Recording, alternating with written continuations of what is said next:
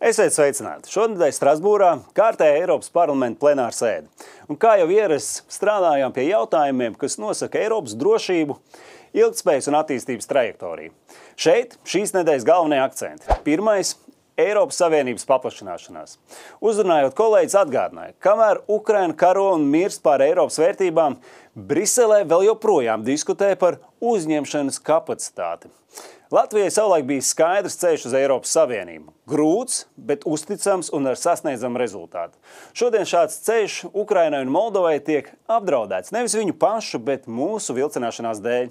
Reformas Eiropas Savienībā, jā, tās ir vajadzīgas. Tad tās ir jāveic, nevis lai atlikt paplašināšanos, bet lai padarītu to iespējamu.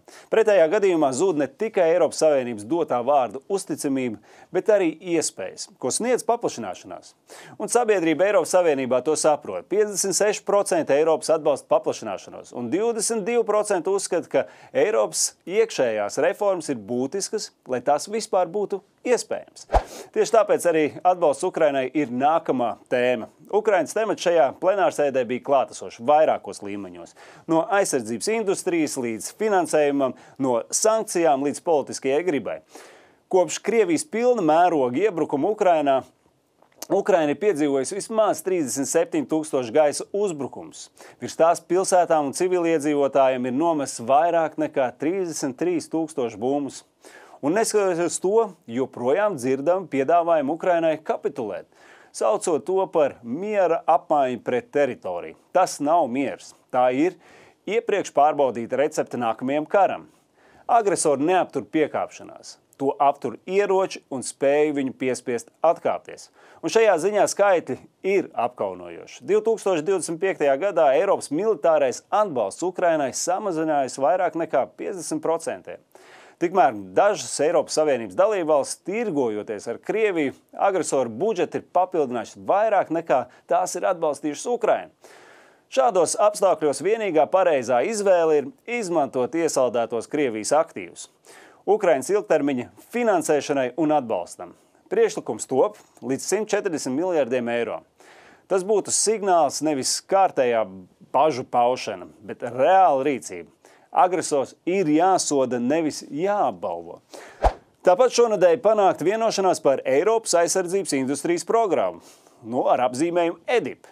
Tie ir 1,5 miljardi eiro, no kuriem 300 miljoni tieši Ukrainas aizsardzības industrijas stiprināšanai. Tas ir solis uz reālu aizsardzības spēju Eiropā stiprināšanu, kur prioritāte ir pērts Eiropā, kopīgi iepirkumi un cieša sadarbība ar Ukrainu.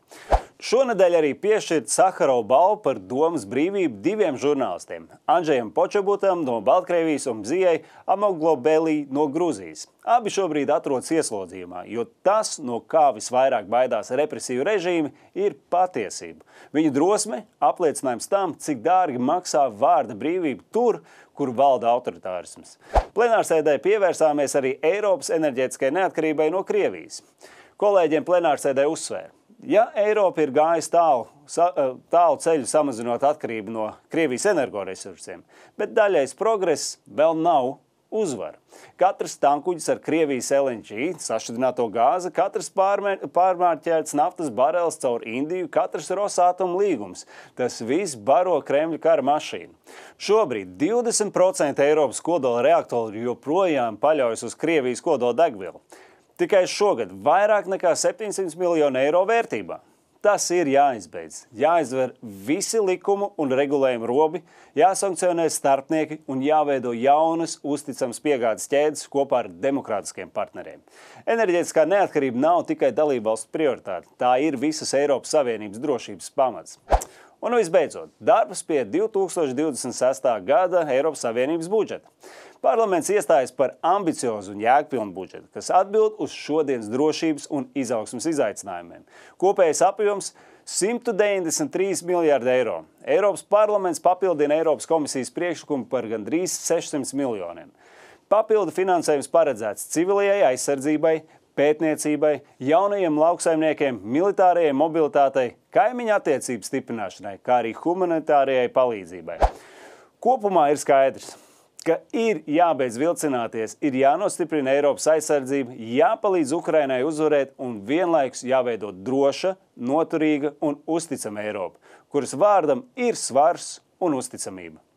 Tiekamies nākamajā sesijā!